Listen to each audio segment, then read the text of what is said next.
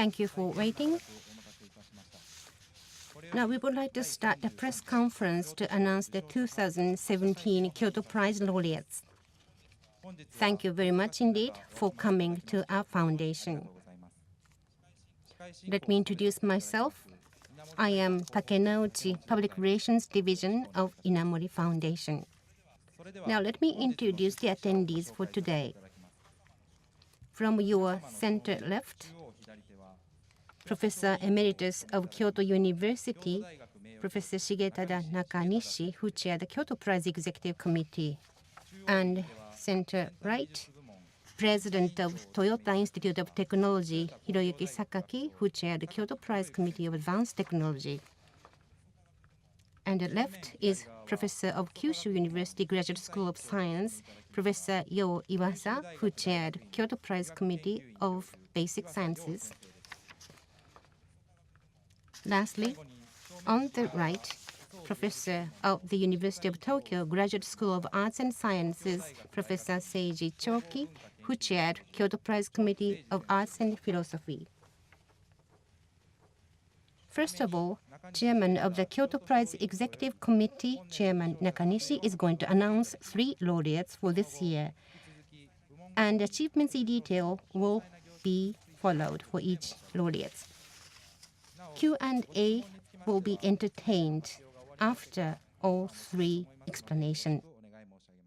Now, Chairman Nakanishi, please. Now, I would like to announce a 2017 Kyoto Prize Laureate. For 2017 Kyoto Prize Laureate in Advanced Technology, Dr. Takashi Shimura from Japan was chosen from the prize field of electronics. He is 72 years old and is semiconductor engineer.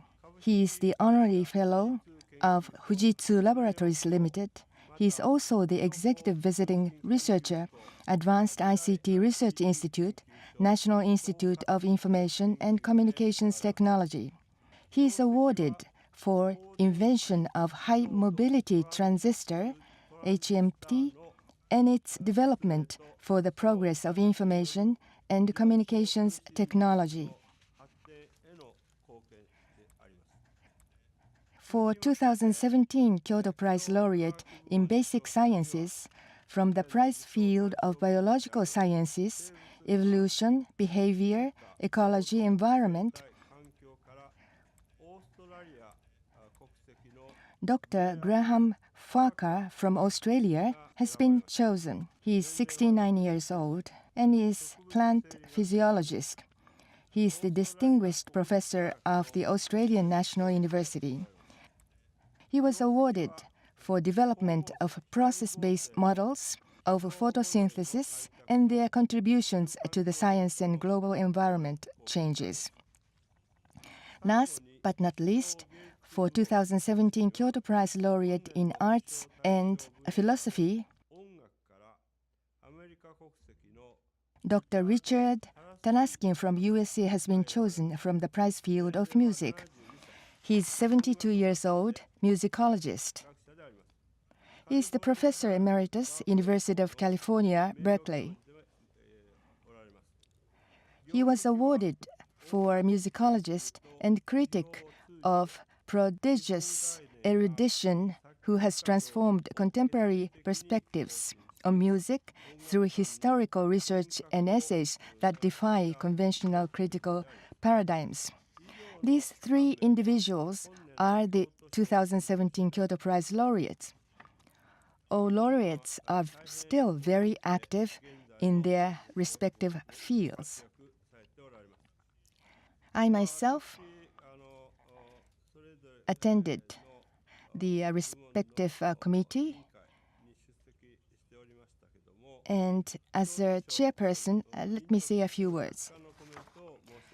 Kyoto Prize had a 33rd prize meeting, and this is forming its own shape. And this time, Kyoto Prize Laureates was chosen from even wider viewpoints. For example, in case of music, so far the composers and players were chosen, but amongst the music, the history of music, in a sense, is very important in the development of music. And in this field, the wonderful achievement was made by this individual. For example, another one, in the basic science, we have the evolution, behavior, and ecology environment. And there are many individuals who were chosen from the fields of evolution and behavior. But this time, the ecology of the plants, as well as the impact onto the environment as a laureate. So in that sense, Kyoto Prize is indeed the international prize in the wider sense. And the most fit individuals were chosen. And I am very happy to announce those individuals.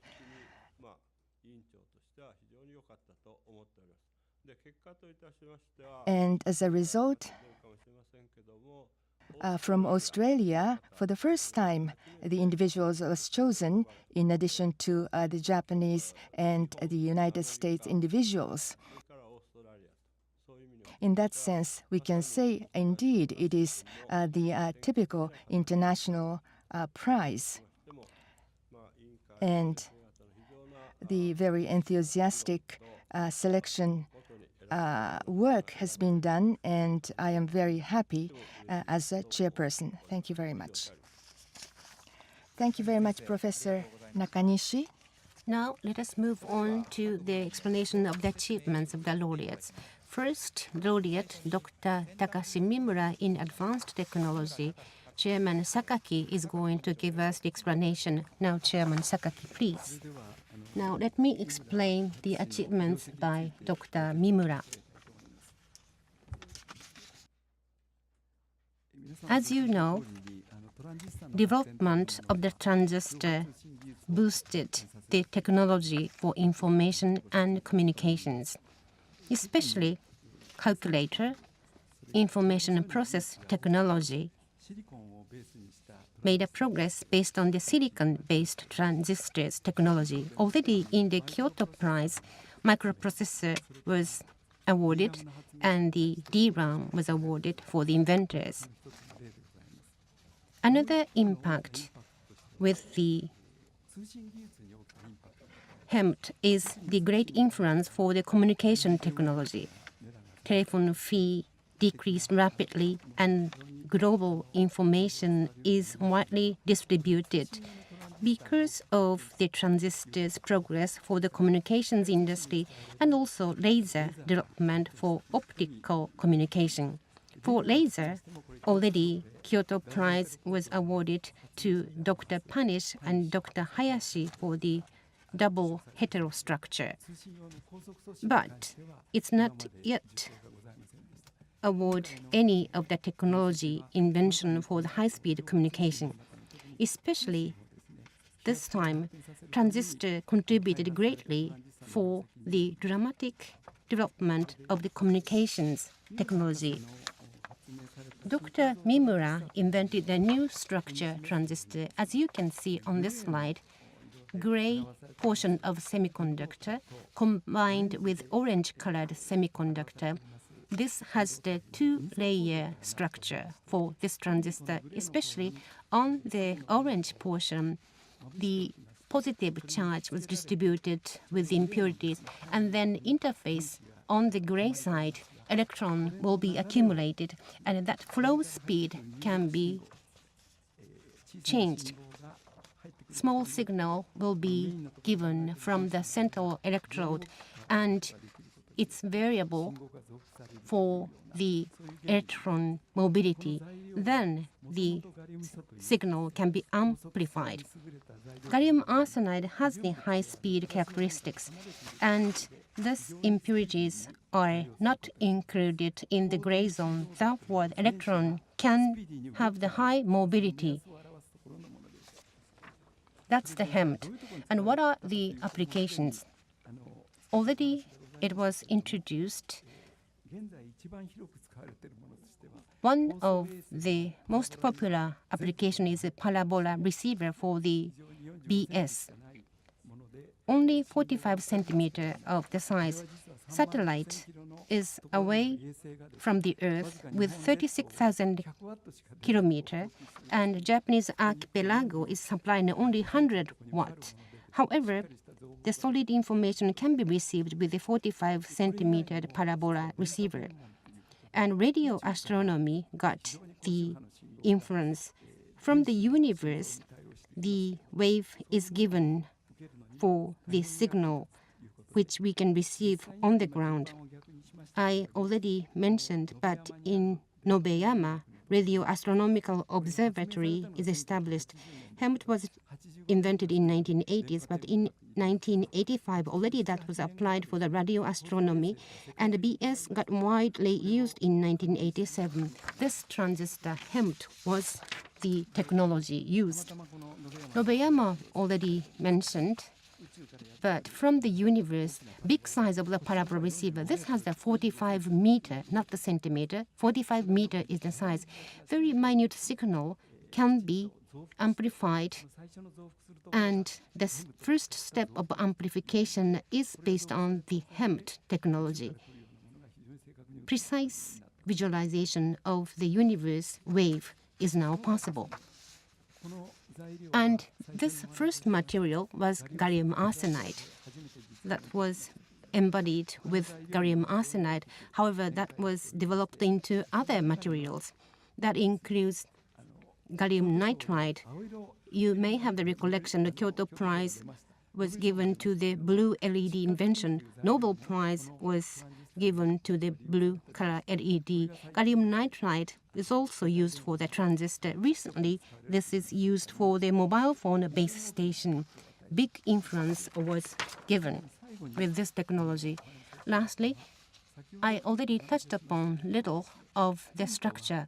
HEMT has this structure, orange and gray layers, and electron is accumulated on the interface, and a very, very thin layer is the area for the electron mobility. Therefore, that is only the 2D plane. Therefore, low-dimensional physics was promoted because of this HEMT invention. Even before HEMT, that low-dimensional physics of electron started, but 2 years later of the HEMT invention in 1982, in the United States, fractional quantum Hall effect was invented, and that received a Nobel Award in 1987. Therefore, HEMT technology contributed greatly to the solid-state physics. Thank you very much. Thank you very much, Professor Sakaki. Now, with regard to the Dr. Graham Farquhar, who is the Basic Science Laureate, Professor Iwasa will be explaining. The prize field for basic science selected for 2017 Kyoto Prize is the biological science, evolution, behavior, ecology, environment. The laureate in basic science for this year is Dr. Graham Farquhar from Australia. All animals, including us, the human being, are ultimately dependent on plants. Photosynthesis by plants produce organic substance from water and carbon dioxide by use of light energy, which becomes the feed for the herbivores and carnivores. Plants also form and maintain environment such as forest and grasslands. Oxygen on the earth was produced by the photosynthesis of plants. Based on these facts, we can understand how important the photosynthesis by the plants is for life function.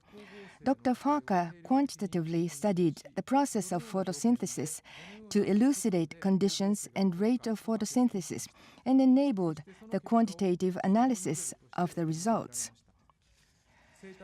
Dr. Farquhar's quantitative model is indispensable for estimation of ecosystem ecology and global environment changes.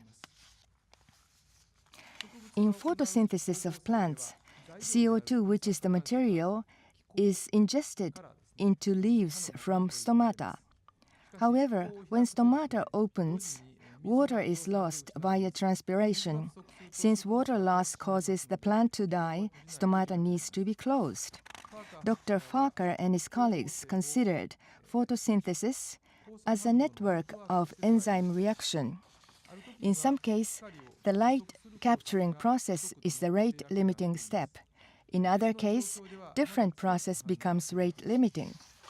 Dr. Farker's process-based model can represent the rate of photosynthesis under various conditions in an integrated manner.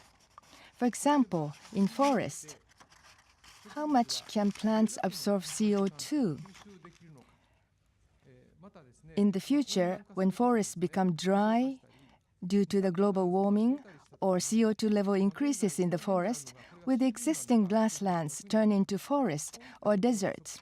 Dr. Farker's process-based model is used in almost all cases for simulation to predict these situations.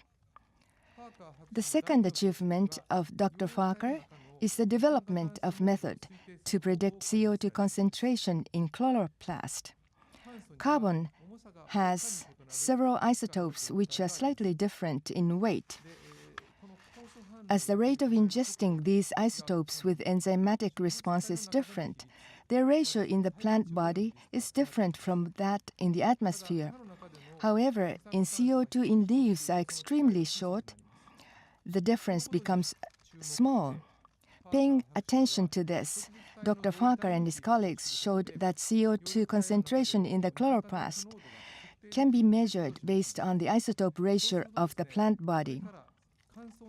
Utilizing this principle, selection of drought-resistant variety of crop became possible.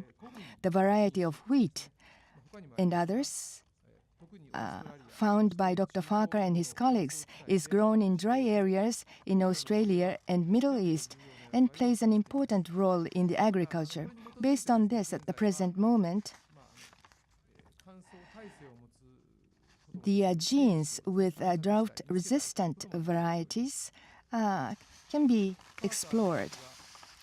Dr. Farker also actively contributed in the project to predict global environmental change, such as IPCC, Intergovernmental Panel of Climate Change. But Dr. Farker was neither engaged in field ecology nor in the simulation of global environment. In the laboratory, he tried to understand quantitatively the various processes of enzymatic reaction carried out in leaves. What is important is that he made his research results into the quantitative process-based models. Only then his development could be connected to other completely different fields, such as meteorology, and making the critical contribution relating to the future of human society. In that sense, the work done by Dr. Farker is the typical contribution to the society by the researcher of the basic science. I also believe it is to show the importance of understanding the function of life in a quantitative manner. Thank you very much. Next is the laureate in Arts and Philosophy, Dr. Richard Trask. Chairman Choki is going to give us the explanation. Now, Chairman Choki, please. Now, let me introduce to you the laureate in Arts and Philosophy, Dr. Richard Trask. Dr. Richard Trask was born in New York, USA on April the 2nd in 1945. He studied musicology at graduate school at Columbia University and earned a PhD with his thesis on Russian opera and drama in 1975. He joined the faculty teaching musicology at Columbia University.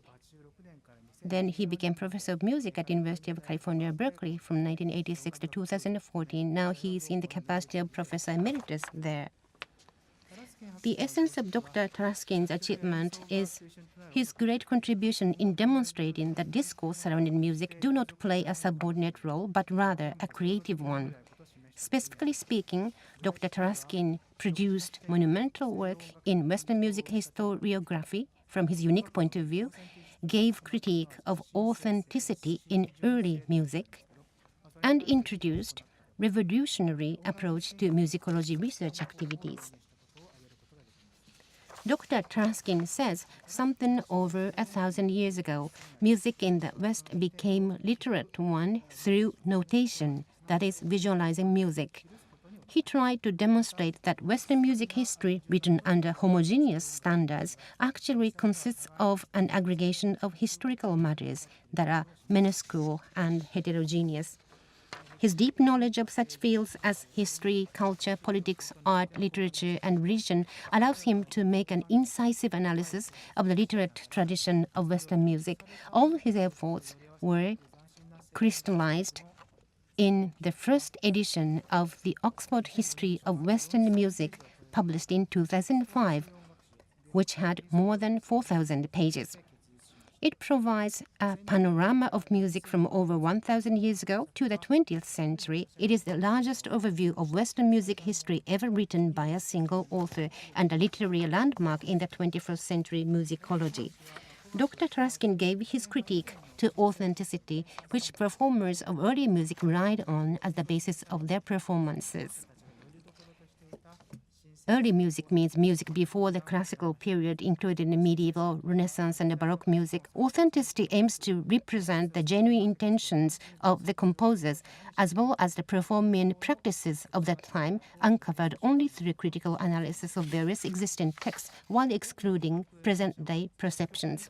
Many early music performers firmly believed in the idea of a composer's intentions and attempted to represent them in their performances. However, performances relying solely on what remains in the text form were extremely neutral, without having any expression of the feeling of the performers. Dr. Trask, who has experiences as a player of the viola da gamba, an early music instrument, asserts that no matter how rigorously the texts are analyzed, the composer's intentions are really a mystique. Therefore, performers need values of their own, whatever the music they perform. His critique of authenticity not only led the discussions surrounding authenticity around 1980s, but also has an impact on performances of early music. In his research of Russian composers, Dr. Trask introduced extensive study of contextual circumstances, including folkloristics, into musicology research field. He successfully introduced his new differentiated musicology research method from conventional ones. For example, by clarifying that Stravinsky's The Rite of Spring was written not only following the Western music style, but also under the much influence of Russian traditional folk music and folk customs, he renewed the conventional image of the composer. His incisive analysis, based on deep knowledge of diverse fields including culture, society, and politics, pioneered a new aspect in musicology research. In music, where composition and performance are the mainstream activities, the sophisticated critique and historical research by Dr. Trask that questioned the very identity of music itself made an unparalleled contribution in demonstrating that discourse contextualizing the art listened to do not play a subordinate role, but rather a creative one. With these reasons, Kyoto Prize is awarded to Dr. Trask. Thank you very much, Dr. Choki. Those are the explanation for achievements by laureates. Now we are going to move to the Q&A session. If you have questions, please raise your hand. Our staff will give you the microphone. Please identify yourself with names and your company and ask questions. Anybody, please.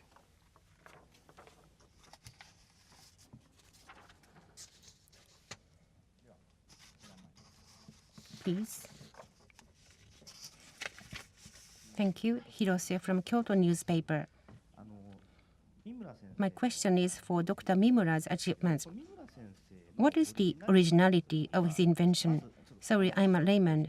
Two-layer structure of semiconductor, is that the unique originality? Well, we need to step much deeper than that. Before Dr. Mimura, was there any structure having the two layers? Well, there were some examples, but on the surface, positively charged impurities were inserted by Dr. Mimura, and on the interface, electrons are flowed in. With that structure, electron flow as a transistor was regulated successfully.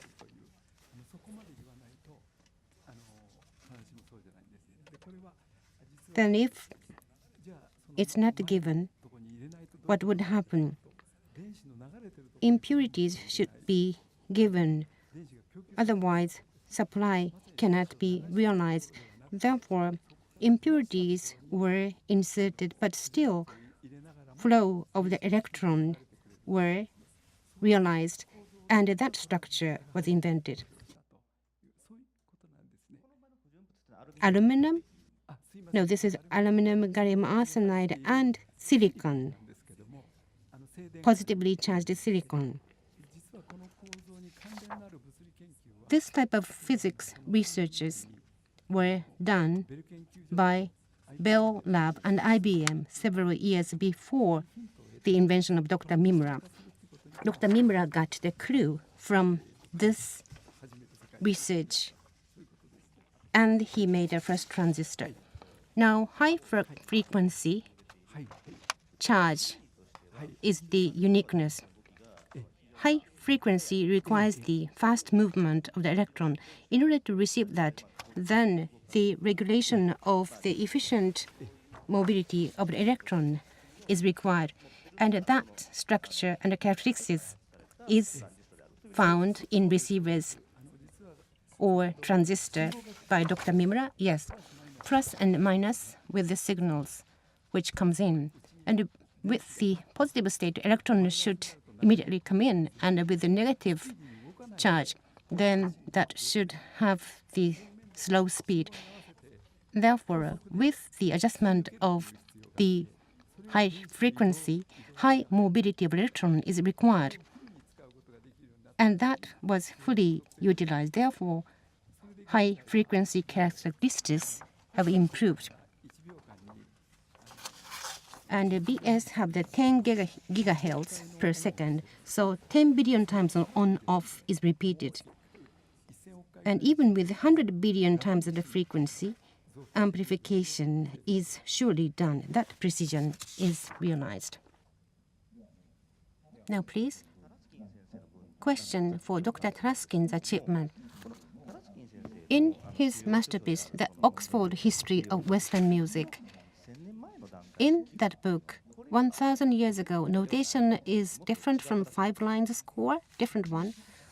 Or where do we think about a starting line for notation? Neuma notation. For example, in Christianity, just 1 line and the height of the tone were recorded, but just text or symbol, those were not included. So basically, Christian music, no. Notation for Christian music was the first notation in one sense in the Western world. Thank you. One more. In 1980s, authenticity argument was developed. Is that correct to say that not only the musicology, but also it was popular to have the discussion for theory of text? So is that the influence? Well, the musicology was developed further. In 1980s, new musicology was launched in those eras. Before that, very conventional old method only was available. A review was promoted. So French philosophy was his expertise, roundabout or theory of text that was applied for musicology. He didn't mention the specific name, however, epistemology was introduced. Thank you. One more person. Murakawa from Kyoto. Question to Dr. Nakanishi. I'd like to ask Professor Nakanishi, as the reason of the International Prize, two representatives from overseas was selected. During the selection process, was there mention that one Japanese should be selected? No, not at all. In each area, there has been the recommended individual and candidates Well, those people who were recommended previously were the candidates for this time. And we discussed, and as a result, the Japanese individual was selected, and then Australian individual came in as one of the laureates. It's not that we should be including one Japanese at least. In some cases, all of the laureates are maybe from overseas countries, depending on the situation. Two of them out of three may become Japanese. So on the international level, depending on the situation, we will choose the suitable individual as the international prize. Now, one more question about Dr. Mimura's achievement. In the slides by Chairman Sakaki, BS antenna was mentioned, and universe exploration was mentioned. But transistors used in those applications are HEMT by themselves or the further developed devices based on HEMT. For both of the examples, HEMT by itself, yes. HEMT was invented with the material of gallium arsenide for the first version. Dr. Mimura used first that material, but on worldwide basis, R&D was developed, and HEMT was produced with different material, but the structure has been the same. Therefore, in that sense, HEMT is still being used. And HEMT is not the product name. This is the academic terminology, solidly rooted in the academia.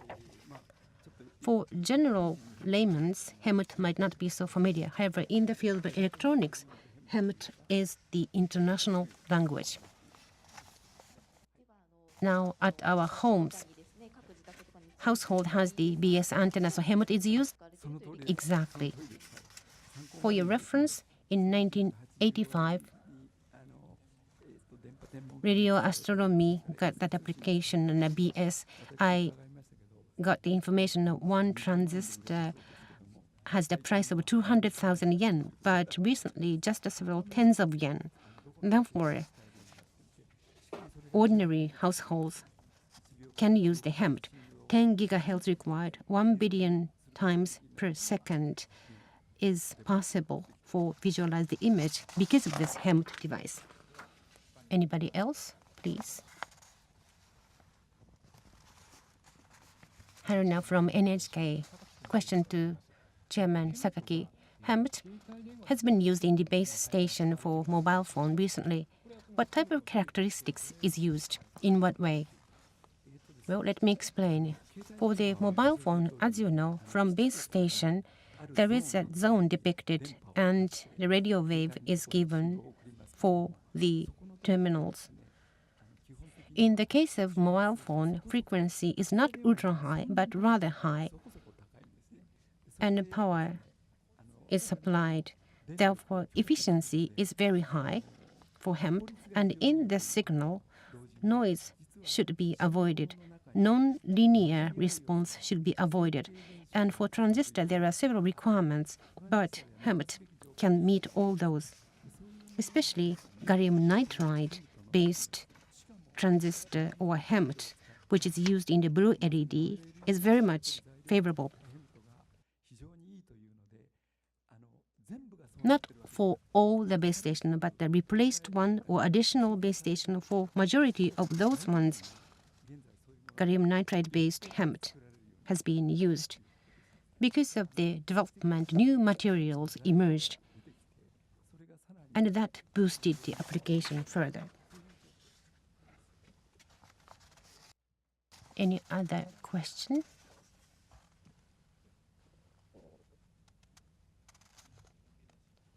Takeshita from Nippon Keizai News.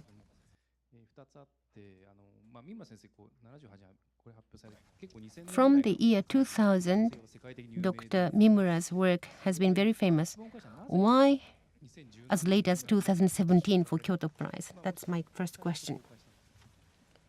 Well, I have been serving as the member for selection process for Kyoto Prize.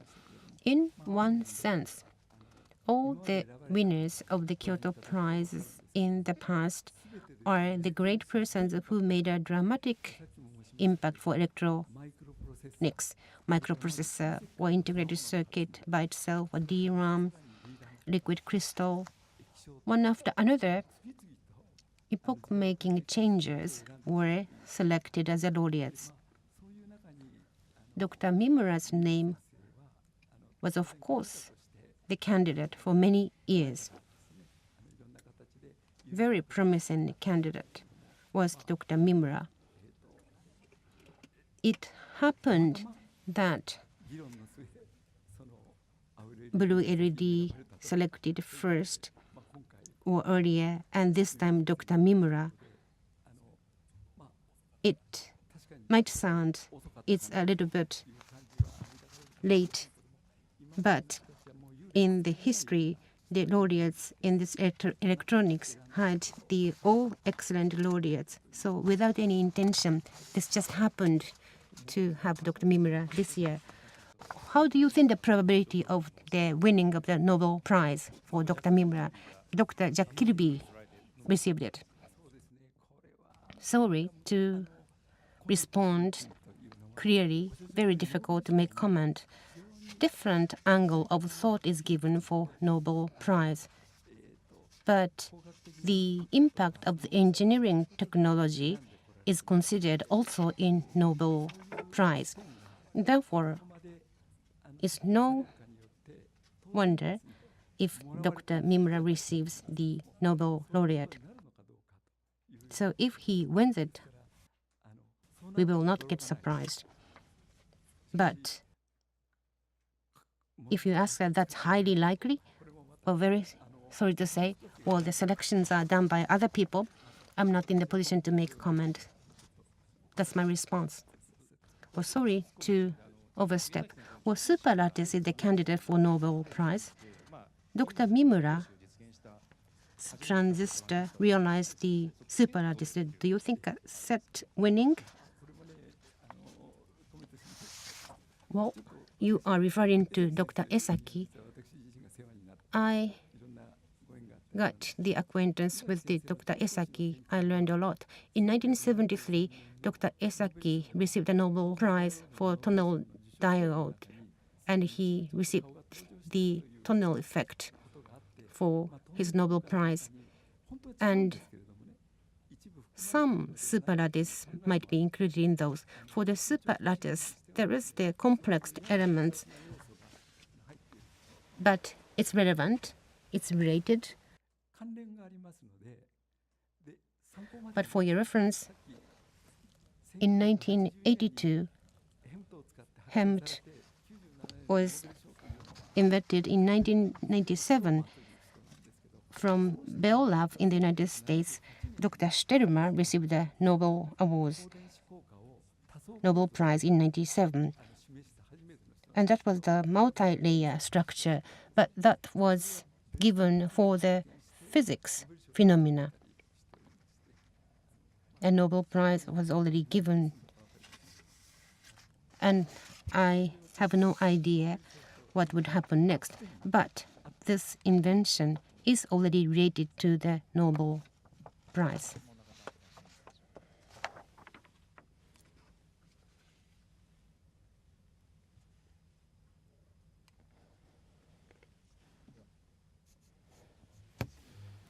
My name is Ueno from Yomiuri newspaper, Professor Iwasa.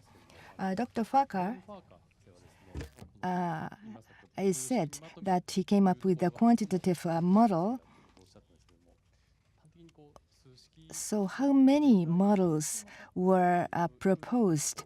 Can you explain? What kind of a quantitative model is it? For each process,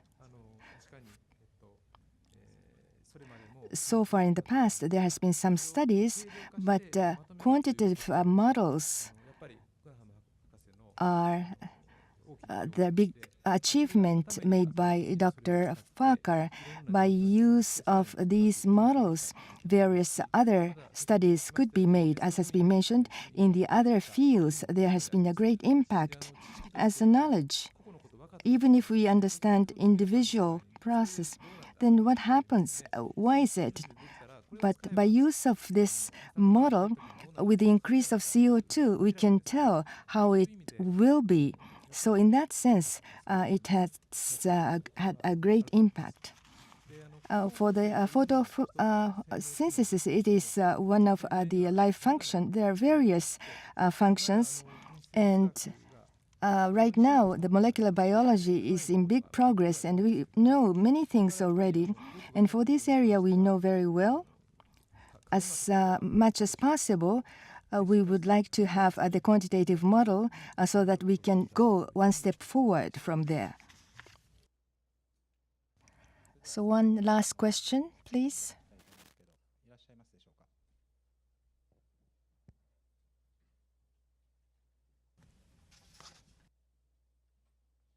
No more question? Well, now we conclude the Q&A for Chairman. Today, we have a pleasure of having Dr. Takashi Shimura.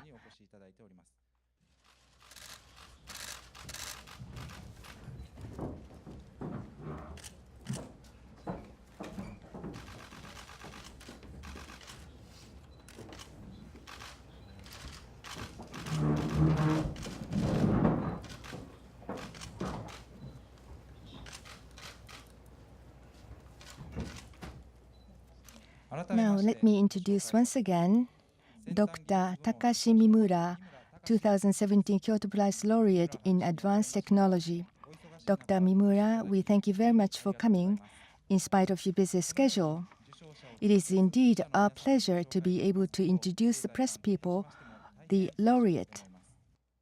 We would like to entertain some questions from the press people. First of all, we would like to ask Dr. Mimura to say a few words. Please remain seated and say a few words. Thank you very much for introduction. My name is Mimura. I am very much honored to be chosen as the laureate of Kyoto Prize.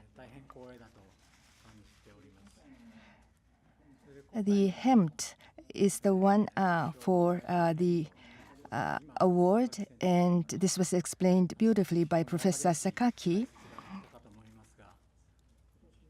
And this is the 37th year, and in 1980, we made the first presentation for HEMT. And even at the present moment, research and development of HEMT is being carried out in a very positive manner. And many researchers are making the research for HEMT. So this Kyoto Prize is indeed encouraging for the researchers who are studying at the front line.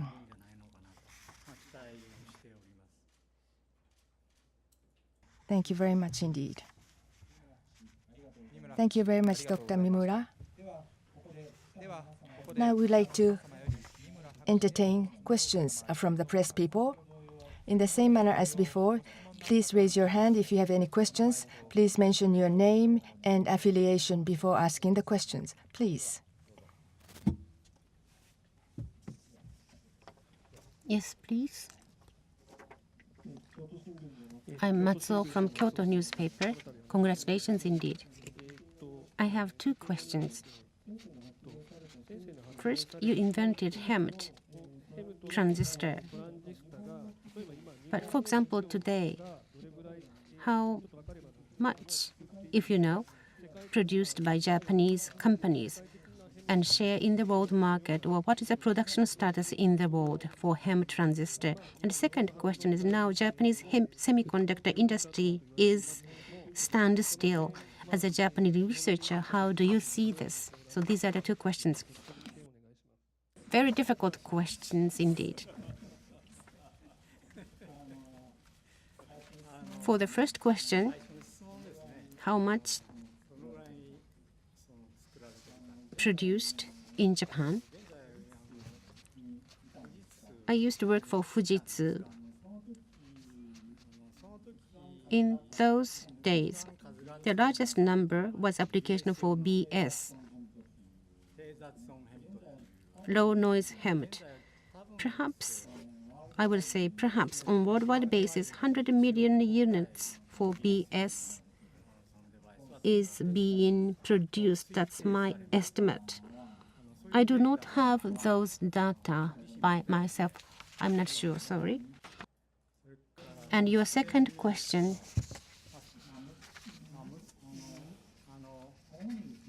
mainly you are talking about the silicon-based area when you say Japanese semiconductor industry is suffering from standstill. But for compound semiconductor, I think Japanese industry is doing a fairly good job.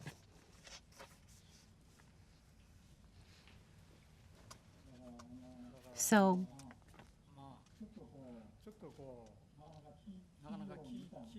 I used to work for the private company. From that capacity, what are the causes for the silicon-based device? If that's the question, there are many reasons. That means it's very difficult to single it out. Very difficult to think about the reason. Is that okay? Now, gentleman in the front.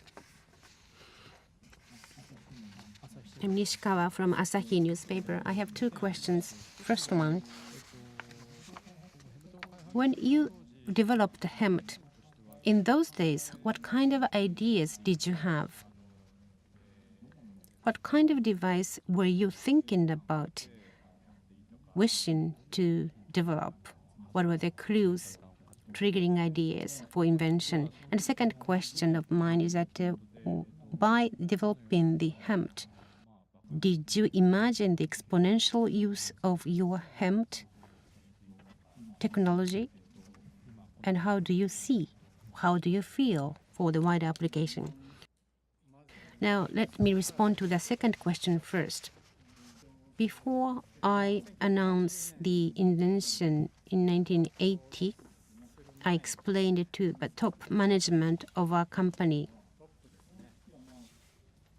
When I had to explain to the top management, I thought that if that can last for 10 years, that would be lucky or good.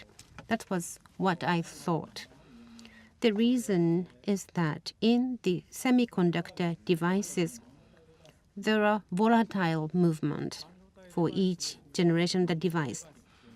Once prospered but vanished soon, there are no devices which were able to last for many, many years.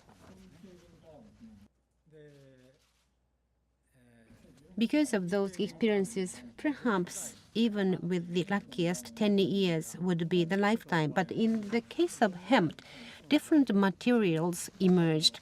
First, gallium arsenide was used for hemp realization. Next is indium phosphorus. Recently, already 10 years have elapsed, but gallium nitride is the new material. Therefore, the pairs or combinations are rather flexible. Each feature and characteristics of materials were leading to new application. Therefore, hemp technology can last for many, many years up to date. Back to the first question.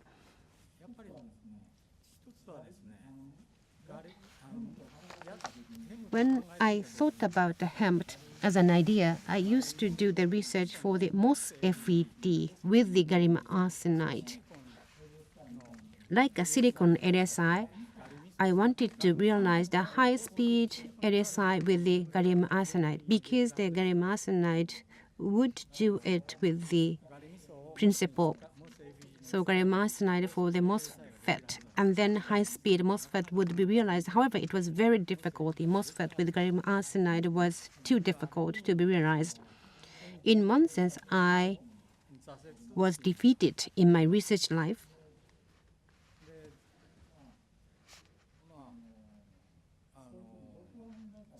then we thought that what went wrong? The interface between the oxide layer and the surface level, that was too difficult.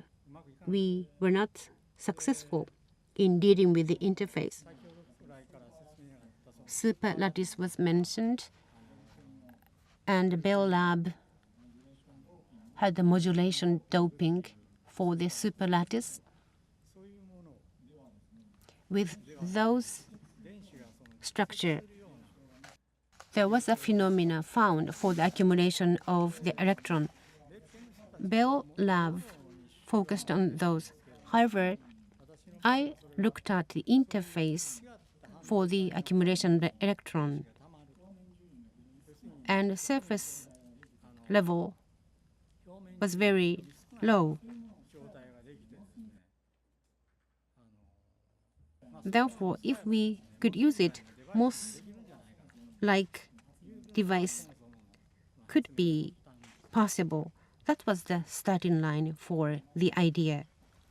Therefore, my lesson is that having the defeated discouragement is not necessarily a bad experience.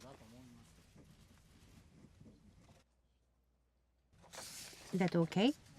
Anybody else? Yes, gentleman, lady in the front. Muraka from Kyoto newspaper. Congratulations indeed. But not in the academia, but you are from the private companies and you are the laureate of Kyoto Prize. How do you think about that profile of yours?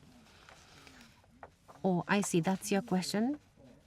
Private companies and academia, is there a difference? I don't think there is a difference. Of course, the private enterprise cannot continue to develop the technology without having the profit. However, from that researcher's point of view, what we should do is do the research for the subject matters which is fun for the researchers. I think those are the same thing for the academia or the private companies researchers. And I was able to do it in my career.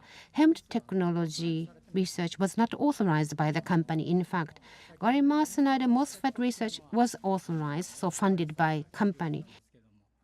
However, hemmed was not approved by company. No budget, no human resources, only the volunteers of engineers, researchers, so they were unauthorized, sort of the unofficial researchers.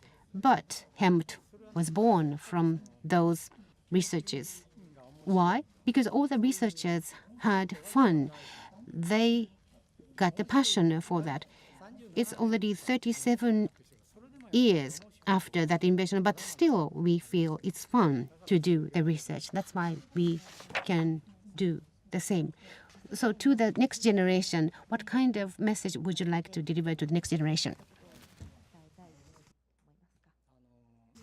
Well, based on my experience, as I mentioned before, feeling defeated is not zero or nothing or minus. Rather, we can still climb up based on the defeated the gallium arsenide MOS ABT structure that remains subconsciously in my brain. And then as a hemmed, it's been realized. And the younger people, I do hope that they have enough courage. Of course, being successful is very important.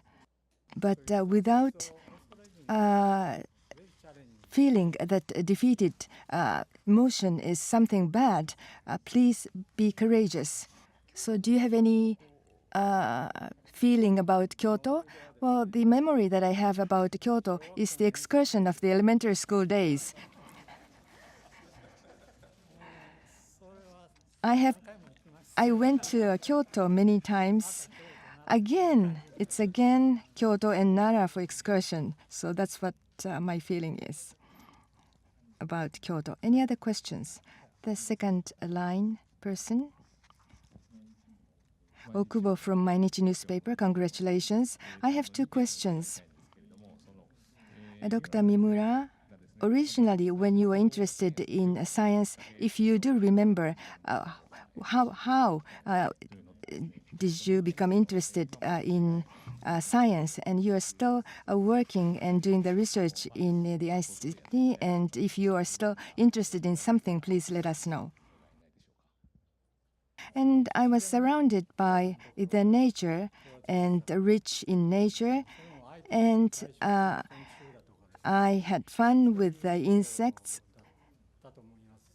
And so the city and the countryside, well, I'm not too sure those who are staying in the countryside all the time, but there's a big difference between the city and the countryside. You live in the city, and only during the summer vacation you come to the countryside. That difference is great. And in the future, I thought that I wanted to become like Fabo. That was my ideal, and I don't know how things have changed, but I became the engineer. What I want to do now is that something like HEMT, based on this HEMT thing, I would like to integrate many devices into one. And between chips, communication is possible. And this kind of things is what I am interested in doing my research. Would that be all right? Any other questions?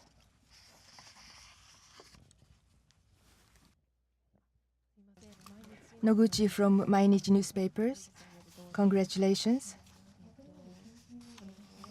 You said that you felt defeated in the study and you overcame. And what is the reason? What do you think it is?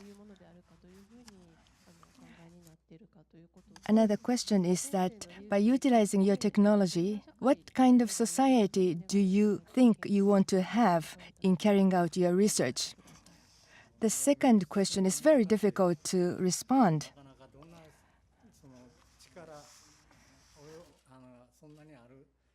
I am not that powerful to change the society. So how could I overcome the feeling of the defeat? By feeling defeat, my interest became wider, like the peripheral technology, including superlattice. And from that area, I thought, oh, this is a very interesting technology. So by overcoming the difficulty, something like HEMTO, that it is the new device, when I entered the company, I was involved in developing the new device, but nothing is realized into the product. But it is interesting indeed. There are many devices which died, and I wrote many papers, and that's it.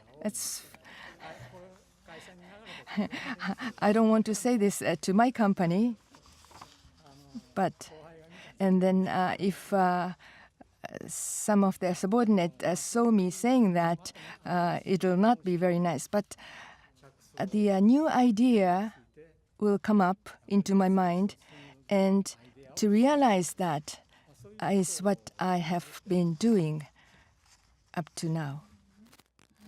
Anybody else?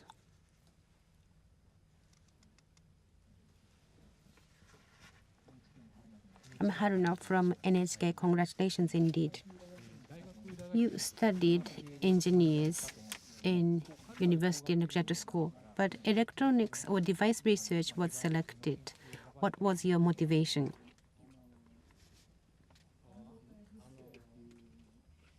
Property characteristics for semiconductor. That was the matter. And Dr. Narita from Osaka University was the great person. You mentioned Dr. Esaki, and they were from the classmates. In the same era, they were at the university. And the teacher gave me a big influence. When I used to work for the company, transistor was invented just several years before.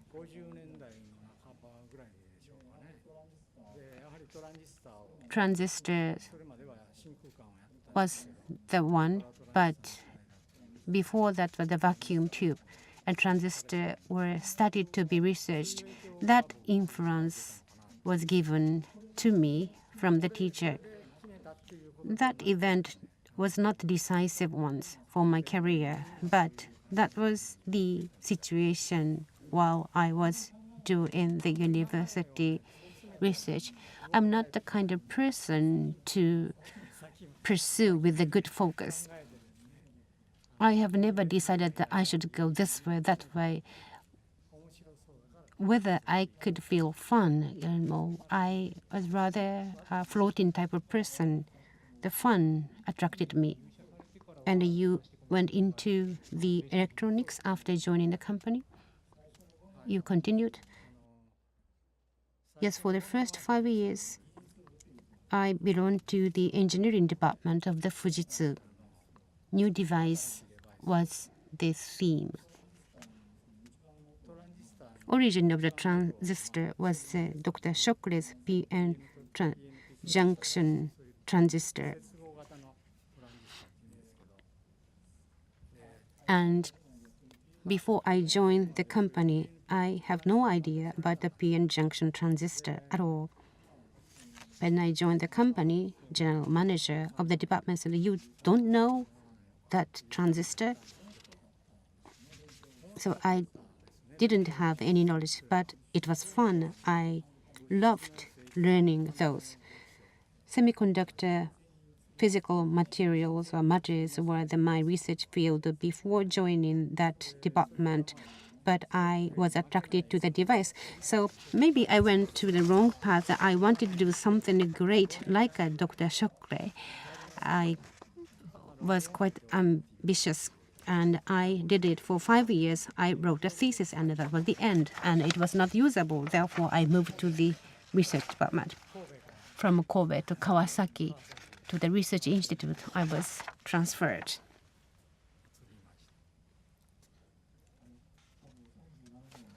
From your invention of the helmet, 37 years have elapsed. This time, Kyoto Prize is awarded to you. So this is the good opportunity for you to review your lifetime. How do you feel? Well, it was too long. I have the fading recollection of the initial years of development. I am getting older. I'm aged.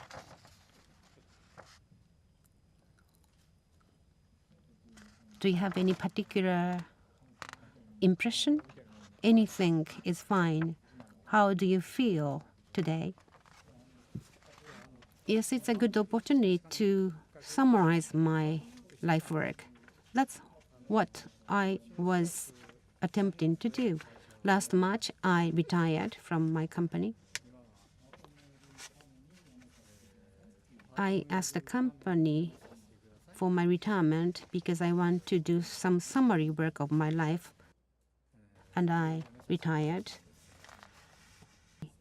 So I am not yet summarizing the work that I have done, but in the meantime, I would like to do if I have free time.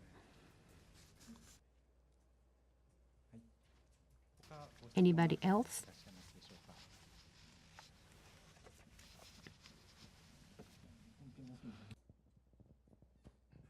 Takeshita from Nippon Keizai newspaper. You said the Kyoto Prize of Dr. Mimura is be a good stimulus for the R&D young researchers. But now, in the semiconductor industry, there is the story of the impasse. Sorry to say this. How do you see this standstillness of the semiconductor industry? And in Japanese university, many students are not going to the physics or semiconductor. They are moving to the bio research and so on. How do you see about the future of semiconductor research in Japan? Exactly as you said, almost lifetime is the case for the technology. Semiconductor technology has got matured. Moore's law is getting closer to the end, according to the people.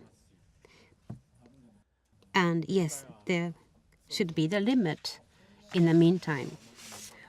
Whether that is the bad story, I am thinking that is not necessarily a bad thing. Next generation technology should come soon. Therefore, to that new direction, scope of the research activities should be the target. And perhaps the timing is coming soon.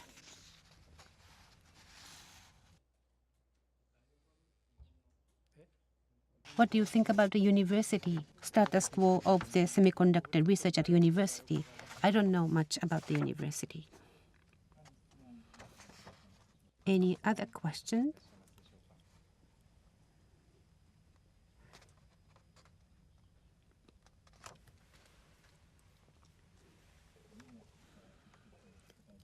This is the valuable opportunity to get a direct comment from Laureate Dr. Mimura.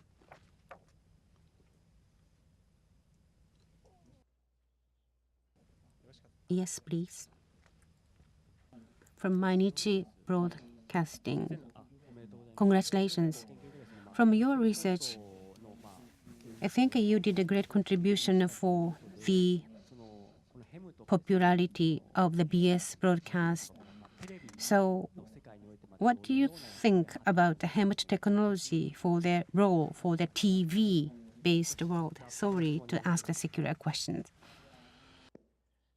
Well, for BS broadcasting service, HEMT technology promoted the exponential diffusion of the BS. Without HEMT, BS antenna was too large and too expensive at the initial stage. Therefore, it was impossible for general household to get the receivers for BS. HEMT itself is not so expensive. Therefore, as a total cost, including the antenna, the parabola receiver price was nosedived. I think that was the great contribution by HEMT technology. No more questions? Thank you. Now, with this, we would like to close a press conference for Kyoto Prize Laureates announcement for this year. Thank you very much for your attendance. Now, we would like to conclude the press conference.